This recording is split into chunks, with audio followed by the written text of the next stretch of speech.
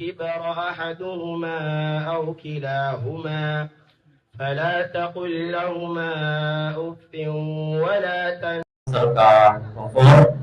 شاهد سنتي له وقد يكون في حرمه وذوبه ورديه وفاتين كرمه وجد وطار في الله الكريم.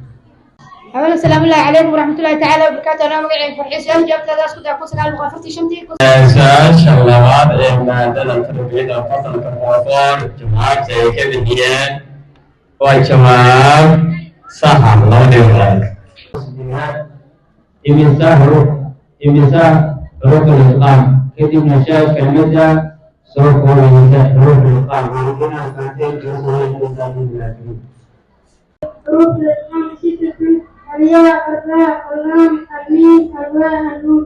يرملون حسب قواعد يرملون. الكسب ذات ويجب استدحاد مادة ساينسكا جواب فيك بحيان وجواب صح الله يرضى. Foundation waxay mas'uuliyad iska saareen in ay caawiyaan caruurta agoonta ah oo ay dabaraan waxbarashadooda, buugaagtooda, qalimaantooda iyo dharka iskuulka ay ku dhigan lahaayeen.